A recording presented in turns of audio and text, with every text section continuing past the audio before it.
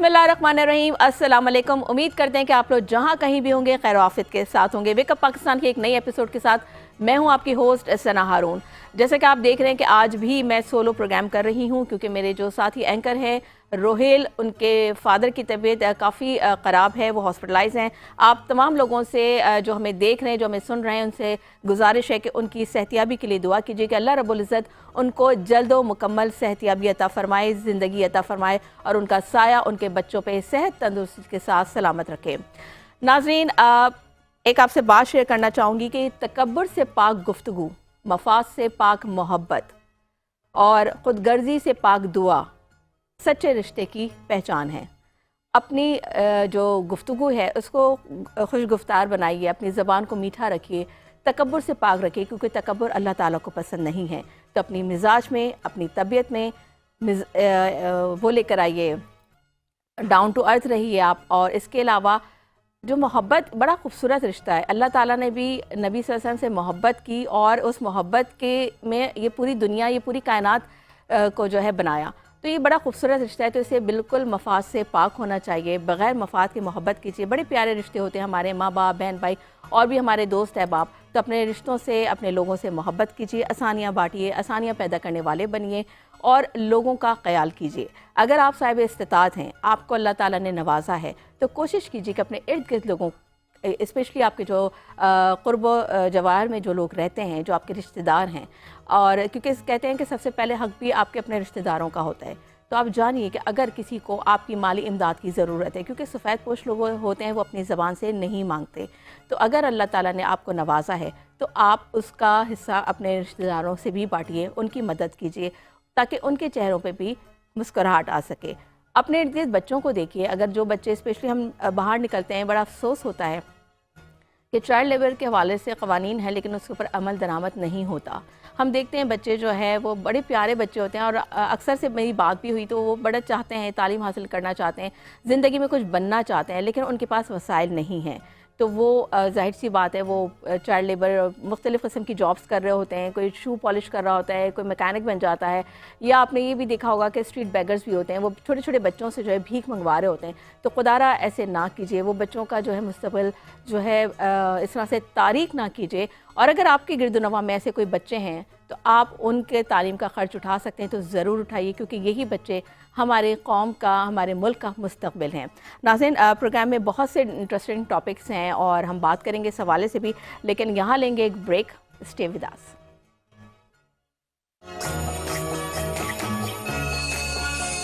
को आगे बढ़ाते हैं, शामिल करते हैं अपनी आज की पहली स्टोरी। बात कर लेते हैं स्टॉक मार्केट के हवाले से, जो ना सिर्फ इन्वेस्टर्स के लिए बल्कि आम आदमी के लिए काफ़ी सूदमंद साबित होता है, क्योंकि उनका इंटरेस्ट होता है कि स्टॉक में क्या उतार चढ़ाव देखा जा रहा है, क्योंकि इन्वेस्टर्स का इंटरेस्ट भी इसी में होता है। आपको बताएंगे कि 100 इंडेक्स में 1400 पॉइंट से ज़ायद का इजाफा, 54 करोड़ शेयर्स के सौदे हुए और पाकिस्तान स्टॉक एक्सचेंज में कारोबार का मज़बूत दिन रहा, जहां 100 इंडेक्स में इजाफा देखा गया है।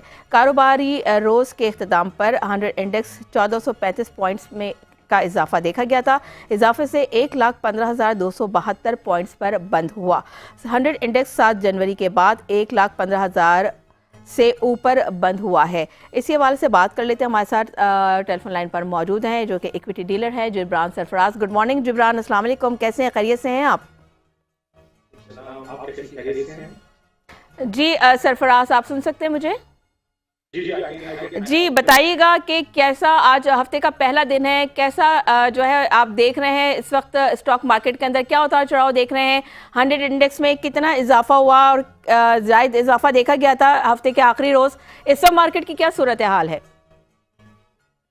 पहले तो आज जो है पहले हफ्ते का पहला दिन है और आगाज जो है वो पॉजिटिव हुआ है और तकरीबन अभी जो करंट पोजीशन है 800 से ज्यादा पॉइंट की जो है वो पॉजिटिव देखा जा रहा है। 1,16,000 जो है इंडेक्स अभी करंट मौजूद है और अब ये एक्सपेक्ट किया गया जो सेकंड प्रोग्राम है very near to monetary policy जो कि 27 जनवरी 2025 को होने जा रही है। तो 1 से 2% हम एक्सपेक्ट कर रहे हैं। अब देखते हैं कि क्या होता है, क्योंकि ट्रेजरी ऑक्शन में जो PIBs का हुआ था उसमें भी थोड़ी कमी देखी गई, तो ये इंडिकेट कर रहा है कि आने वाले दिनों में जो है मॉनेटरी पॉलिसी जो है वो 1 से 2% जो है वो नीचे आ सकती है। अच्छा ठीक है, स्टॉक एक्सचेंज की अगर बात कर रहे हैं हम जब, तो उसकी परफॉर्मेंस के हवाले से बताइएगा। इसके अलावा ये बताइए कि इस वक्त आप कैसा ट्रेंड देख रहे हैं, बेरिश देख रहे हैं, बुलिश देख रहे हैं, और इस वक्त कौन से मेजर डेवलपमेंट्स हैं जो इस हफ्ते जो है मार्केट को इम्पैक्ट करेंगी? देखिए, सबसे पहले जो यूएस में जो चेंज हुआ है कि डोनाल्ड ट्रंप आए हैं और उनकी पॉलिसी का वेट कर रहे हैं। जो पाकिस्तान से जो है पॉजिटिव चीज़ें आती हैं तो फिर जो है एक अलग इंटरनेशनल भी जो है वो मार्केट एक्टिव होगी। इसके साथ साथ जो ऑटो सेक्टर के जो फिगर्स आए थे, सीमेंट्स के जो फिगर आए थे, तो ऑटो के तो बहुत अच्छे थे, लेकिन सीमेंट वगैरह में वो भी नॉर्मल थे। लेकिन आने वाले दिनों जिस तरह इन्फ्लेशन वगैरह नीचे आए, तो आने वाले दिनों में जो है cement sector, steel sector, banking sector specially ये अच्छे नजर आ रहे हैं। अच्छा, अगर लोकल इकोनॉमी की बात की जाए और अगर ग्लोबल फैक्टर्स का स्टॉक एक्सचेंज पर कितना असर होता है, और ये बताइएगा कि जैसे कि ऑयल प्राइसेस हैं उसमें हम देख रहे हैं कि या फेडरल रिजर्व्स की अगर बात करें तो उसमें इंटरेस्ट रेट की जो पॉलिसीज़ हैं उनको समझने के लिए क्या तरीका है, और आप जो पाकिस्तानी इन्वेस्टर्स हैं उनको क्या चैलेंजेस का सामना करना पड़ सकता है? देखिए, सबसे पहले जो मेन जो हमारे जो इंपोर्ट बिल है ना, सबसे पहले तो उस पे फोकस करना चाहिए। जैसे इंपोर्ट बिल जितना कम बनेगा, एक्सपोर्ट ज़्यादा होगी, तो बैलेंस ऑफ पेमेंट जो हमारा अच्छा होगा, तो फिर जो इकोनॉमी जो है वो ओवरऑल जो अच्छा प्रोग्रेस करेगी। जिस तरह करंट अकाउंट डेफिसिट आपने देखा हमारा सरप्लस हो गया है, और जो चीज़ें डॉलर जो स्टेबल है, अब कहा ही जा रहा है कि डॉलर भी आहिस्ता आहिस्ता पे जो नीचे आएगा जिस तरह इंटरेस्ट रेट नीचे आता है। और इसके साथ साथ इंपोर्ट जो है वो कम खत्म तो नहीं हो सकती, लेकिन कम हो गई है, और एक्सपोर्ट जो है वो बढ़ाने पे जो है कोशिश की जा रही है। तो इससे इकोनॉमी में बिल्कुल चैलेंजेस तो है पाकिस्तान में, क्योंकि सबसे बड़ा चैलेंज जो है वो जो है इलेक्ट्रिसिटी का है, गैस का है, और इसके साथ साथ तो पानी का भी है। तो चैलेंजेस तो है बिजनेसमैन के साथ। इसका इंटरेस्ट रेट मेन जो चैलेंज था उसमें थोड़ी कमी हुई, तो आप देख रहे हैं कि मार्केट जो है जो इतना बूस्ट किया है, 1,18,000 तक तकरीबन पहुंच गई थी, और आज तकरीबन 1,16,000 है। तो मार्केट जो है नए पे नए रिकॉर्ड बनाएगी। अच्छा, ये बताइए कि जो हर इन्वेस्टर के लिए रिस्क मैनेजमेंट बहुत ज़रूरी होता है, तो आप ये बताएं कि जो इस वक्त करंट मार्केट वोलेटिलिटी है, तो उसको देखते हुए इन्वेस्टर्स के लिए क्या स्ट्रेटजीज होनी चाहिए, कौन से सेक्टर्स में इस वक्त उनको इन्वेस्ट करना चाहिए? देखिए, इन्वेस्टर कहीं भी काम करें, रिस्क तो पहला होता है, रिस्क फैक्टर ज़्यादा होता है कि मतलब उस पर ज़्यादा फोकस करना चाहिए। तो स्टॉक मार्केट भी मतलब कि आप जो एजुकेट होके आए, थोड़ी सी रिसर्च करके आए, और ब्लू चिप आइटम में इन्वेस्ट करें, और इस कंपनी का जो 52 वीक्स का हाई लो, इसका बैकग्राउंड, इसकी जो अर्निंग है, फ्यूचर में जो है प्रोस्पेक्टस, तो ये हर चीज़ें देख के फॉलो करें, और साथ साथ जो अपना कैपिटल है उसको उसके लिमिट में रहे। मतलब जो लेवरेज में ओवर लिमिट चले जाते हैं, जिससे फिर जैसे ही मार्केट मंदी होती है तो फिर वो कोलैप्स हो जाता है। तो थोड़ा सा कॉशियस होकर काम करें, स्लोली जो है पैसा इन्वेस्ट करें, और जो है वो कैपिटल को, अपने कैपिटल का ख्याल रखें। आई मीन टू से कि अगर आप एक बंदे की 10 मिलियन की इसकी वर्थ है, तो वो 1 मिलियन से स्टार्ट करें। तो ये यहाँ होता है कि 10 मिलियन की वर्थ होती है, और फिर वो 1000 मिलियन और 500 मिलियन से वो काम शुरू करता है, तो फिर वो नुकसान उठाता है। अच्छा जिब्रान, ये बताइए कि आप समझते हैं जो इंटरनेशनल इन्वेस्टर्स हैं उनके लिए इस पाकिस्तानी मार्केट जो है वो अट्रैक्टिव है, और अगर है तो उनको आप किस तरह से कन्विंस हम कर सकते हैं कि कौन से सेक्टर्स में उनको जो है इस वक्त इन्वेस्ट करने की ज़रूरत है? देखिए, पाकिस्तान मार्केट की में अपॉर्चुनिटीज तो है।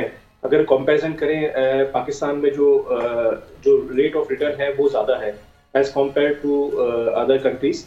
और जिस तरह वो आने के लिए, लेकिन इनको भी सिक्योरिटी चाहिए, क्योंकि जो फॉरेन इन्वेस्टर जो आता है बाहर से, तो वो अपना जो कन्वर्जन करता है US डॉलर टू PKR, और जब वो यहाँ पे PKR में गेन करता है, जो दोबारा अपना पैसा ले जाता है, तो उसका जो करेंसी डिवैल्यूड हो जाती है, तो जिससे इसका जो भी जितना भी प्रॉफिट होता है वो वॉश हो जाता है। तो इसके लिए जो है करेंसी स्टेबलाइजेशन भी ज़रूरी है। करेंसी जो स्टेबल हो और कम हो, तो फिर जो क्योंकि रेट ऑफ रिटर्न आप देखें दूसरे मुल्कों से कंपेयर करें, उतना रिटर्न नहीं है। इवन जापान देख लें, चाइना देख लें, इसके साथ साथ US देख लें, तो लेकिन यहाँ पे जो थोड़ा सा लॉ एंड ऑर्डर सिचुएशन बेहतर हो जाए, तो इन्वेस्टर आएगा आपका, इस करेंसी स्टेबलाइजेशन हो जाएगी तो इन्वेस्टर आएगा आपका।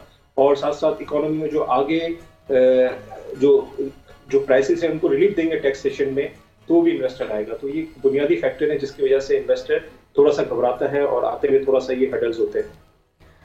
अच्छा जिब्रान, ये बताइएगा आपको क्या लगता है इस वक्त जो मार्केट का ट्रेंड आप देख रहे हैं, तो 2025 में क्या स्टेबल ग्रोथ हम देख रहे हैं मार्केट की? बिल्कुल डेफिनेटली अभी सारे फिगर्स अच्छे आ रहे हैं, आपकी एक्सपोर्ट भी बढ़ रही है, करंट अकाउंट सरप्लस भी बढ़ रहा है, और इसके साथ साथ आप देख रहे हैं डॉलर प्राइस भी नीचे आने की बात करें, इंटरेस्ट रेट नीचे आ जाएगा, इन्फ्लेशन आ जाएगा नीचे। अगर सिंगल डिजिट में आ जाता है तो ये बहुत अच्छी हो जाएगी इकोनॉमी हमारी, क्योंकि जितना भी पैसा सेविंग में और दूसरी चीज़ों में लगा था वो फिर इंडस्ट्री में जाएगा, ऑपरेशंस होंगे, फिर एम्प्लॉयमेंट जनरेट होगी, जो अनएम्प्लॉयमेंट खत्म हो जाएगी, और साथ साथ जो इकोनॉमी है, जो लोगों में बाइंग पावर आ जाएगा, डॉलर स्टेबल हो जाएगा, बल्कि नीचे आ सकता है डॉलर अगर इन्फ्लेशन वगैरह नीचे आते हैं। तो मैं समझता हूँ कि 2025 पाकिस्तान के लिए अच्छा है। ओके 2025 पाकिस्तान के लिए अच्छा है। अच्छा ये एक लास्ट क्वेश्चन, ये मुझे बताइए जो बिगनर्स हैं जो इन्वेस्ट करना चाह रहे हैं स्टॉक मार्केट में, तो उनको आप क्या सजेस्ट करेंगे कि कौन सा सेक्टर उनके लिए प्रॉफिटेबल रहेगा और उनको किन चीज़ों को मद्देनज़र रखते हुए इन्वेस्ट करना चाहिए, या उनको भी बहुत ज़्यादा चैलेंजेस, क्योंकि ज़ाहिर वो न्यू इन्वेस्टर्स हैं, उनको इतना आइडिया नहीं होता, तो आपके मुताबिक कौन सा ऐसा सेक्टर है जिसमें अगर वो इन्वेस्ट करते हैं तो वो उनको प्रॉफिटेबल रहेगा? देखिए ये तो शफलिंग होती रहती है डे बाय डे, जो सेक्टर्स है ना, कभी स्टील अच्छा चल रहा है तो कभी सीमेंट अच्छा चल रहा है, कभी ऑटो अच्छा चल रहा है, तो पोटेंशियल तो है, क्योंकि स्टील सेक्टर, सीमेंट सेक्टर ये इतना चले नहीं है, टेक्सटाइल में चले नहीं है, तो पोटेंशियल तो है, लेकिन जैसे ही हालात बेहतर होते हैं ना तो ये सेक्टर भी चलेंगे। साथ साथ ऑयल सेक्टर अच्छा परफॉर्म कर रहा है, तो लेकिन ये ऑलरेडी इतना ये बढ़ चुका है, अप्रिशिएट हो चुका है, तो उसमें जो लेकिन वक्त के साथ साथ ये शफलिंग करते हैं, तो अपना रिसर्च करें, अपनी जो होमवर्क पूरा करके मार्केट में आए, तो अच्छे ब्रोकर को ज्वाइन करें, और जो है टू दी मतलब कैपिटल के लिमिटेड कैपिटल के अंदर करें, तो they can make money. Okay अच्छा, आप डॉलर की भी बात कर रहे थे, इंटरबैंक में डॉलर सस्ता और ओपन मार्केट में महंगा हो गया है, तो आप क्या समझते हैं इस वक्त जो आपके नज़र वो कौन से अहम फैक्टर्स हैं जिसकी वजह से जो पाकिस्तानी रुपया है और यूएस डॉलर के अंदर जो है वो एक स्टेबिलिटी का सबब बनती जा रही है? देखिए ये तो हमेशा से होता है कि इंटरबैंक थोड़ा नीचे होता है, और जो डिफरेंस तो होता ही है इनका ओपन मार्केट और इंटरबैंक में। और जिस तरह हम देखें कि अभी जैसे सीजनल भी होता है कि अभी हज सीजन आएगा तो सऊदी रियाल की डिमांड बढ़ जाएगी, यूएस डॉलर की डिमांड बढ़ जाएगी, रमज़ान सीजन है, फिर हॉलीडे सीजन है, तो ओपन मार्केट से लोग उठाते हैं, फिर वो इंटरबैंक से तो फिर रेमिटेंस भी जिस तरह आ रही है, तो ये डिफरेंस तो ये नॉर्मल रहता है, इससे नॉर्मल मतलब कोई इसमें कोई सी बड़ी चीज़ नहीं है। तो आप क्या समझते हैं स्टेबिलिटी जो है ये जो टेम्परेरी है ये परमानेंट बरकरार रहेगी? देखिए अगर हम पाकिस्तान में डॉलर का इनफ्लो बढ़ता है, अगर फॉरेन रेजिडेंस की सूरत में बढ़ता है, इनफ्लो बढ़ता है जिस तरह, और आप देख सकते हैं कि अभी हमारे जो एड की बात की जा रही है पाकिस्तान के साथ, जो दोस्त ममालिक हैं उनकी तरफ से जो इमदाद आती है या जो भी फंड्स आते हैं, जिस तरह रोल ओवर कर दिया तो ये बेनिफिट है हमारे पास, जो फॉरेन एक्सचेंज रिजर्व है वो बढ़ रहे हैं। अगर जैसे ही ये स्टेबल होते हैं या इसमें इजाफा होता है तो फिर डॉलर की जो डिमांड है उसमें कमी होती है। अच्छा, मुख्तलिफ जो करेंसीज हैं उसका रेट में जो उतार चढ़ाव है तो उसका पाकिस्तान की इकॉनमी पे कितना असरअंदाज होती हैं? और ये बताइएगा कि जो ओवरसीज़ पाकिस्तानीज़ हैं वो जो रेमिटेंस भेजते हैं, तो उस हवाले से ये रेट उनके लिए किस हद तक मौसर साबित हो सकते हैं? देखिए कुछ करेंसी का तो फिक्स किया हुआ है, जैसे US dollar into AED Emirates dirham 3.67 का कन्वर्जन है, सऊदी का 3.63 के साथ कन्वर्जन है, तो जितना डॉलर बढ़ेगा उतनी वो करेंसी बढ़ेगी। वो तो इनका एक मुआहदा हुआ है जिसके तहत जो डॉलर के साथ ही ये चलती है। बाकी डिफरेंट जैसे गल्फ की है उनमें ज़्यादा पाकिस्तान में उतना नहीं होता, लेकिन मेन जो है डॉलर पे फोकस किया जाता है कि डॉलर के साथ डॉलर, पाउंड और तीसरी जो जापानीज येन जो है इन पे ज़्यादा डिपेंड होती है इकोनॉमी। अच्छा जिब्रान, ये जानना चाहेंगे आपसे कि आईएमएफ या दूसरी जो इंटरनेशनल ऑर्गेनाइजेशंस हैं उनके साथ जो हमारे मुआहदे हैं एक्सचेंज रेट पर, वो किस हद तक असरअंदाज होते हैं? और ग्लोबल मार्केट ट्रेंड्स या जो पॉलिटिकल टेंशन्स की अगर बात करें तो पीकेआर का क्या असर हो सकता है डॉलर के ऊपर? कोई खास असर तो नहीं होगा, लेकिन मेन असर जो है वो पाकिस्तान में डॉलर की जो है फॉरेन एक्सचेंज रिजर्व है वो सरप्लस होने चाहिए। जितने सरप्लस होंगे तो डॉलर का रेट नीचे आएगा, जितने कमी होगी तो डॉलर भी बढ़ता रहेगा, क्योंकि पाकिस्तान को इंपोर्ट करने के लिए डॉलर चाहिए होंगे। डॉलर अगर सरप्लस में है तो सही है, अगर कम होते तो फिर हमें जो है इसके जो डिमांड में फिर इजाफा होता है और डॉलर के रेट में फिर जो महंगा हो जाता है डॉलर पाकिस्तान में। और फिर डॉलर महंगा हो जाए तो पाकिस्तान में महंगाई हो जाती है। रमज़ान करीब है तो फिर आप देखिए कि कैसे जो है वो रॉकेट लग के जो है वो महंगाई आसमान से बातें करेगी। तो आप क्या देख रहे हैं आने वाले दिनों में महंगाई का क्या रेशो रहेगा? कुछ कमी आप देख रहे हैं? देखिए वैसे तो एज पर पेपर तो कमी हो रही है, इन्फ्लेशन भी नीचे आ रहे हैं और इंटरेस्ट रेट भी नीचे आ रहा है और डॉलर भी स्टेबल है। लेकिन हमारे यहाँ जो चीज़ बढ़ जाती है ना, उसके बाद उसको नीचे लाना जो है ना बहुत मुश्किल होता है। सपोज करें कि जैसे ये जो काम है वो चेक एंड बैलेंस करने गवर्नमेंट का काम है।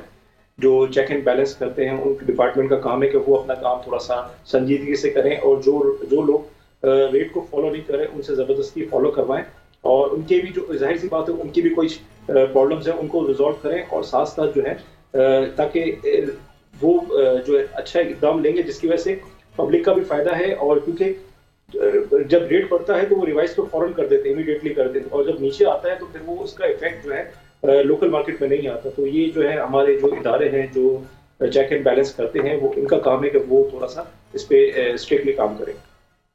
बहुत शुक्रिया जिब्रान आपका, आपने बहुत डिटेल में तमाम चीज़ों के बारे में अपडेट किया हमें। नाज़रीन आपने देखा कि स्टॉक इस वक्त जो है अच्छा ट्रेंड कर रही है और डॉलर की बात की तो इंटर बैंक में जो है वो महंगा हुआ है और इसके अलावा जो ओपन मार्केट में सस्ता हो गया है। जब हम स्टॉक और डॉलर की बात करते हैं तो गोल्ड कैसे पीछे रह सकता है, गोल्ड के बारे में आपको अपडेट देंगे।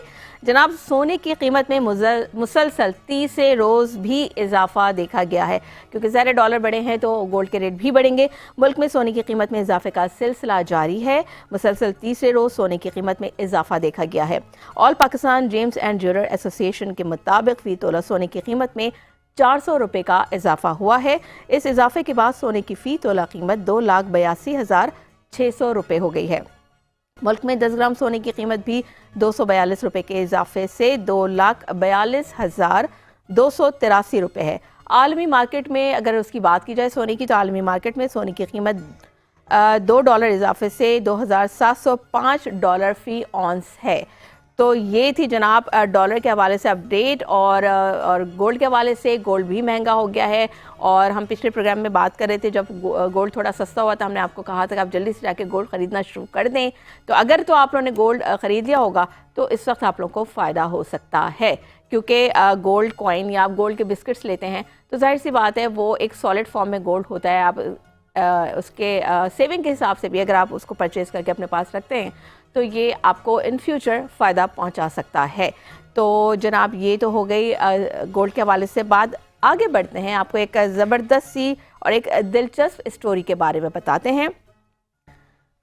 लेकिन ये स्टोरी के बारे में आपको बताएंगे लेकिन उससे पहले लेंगे यहाँ पे एक ब्रेक। Stay with us.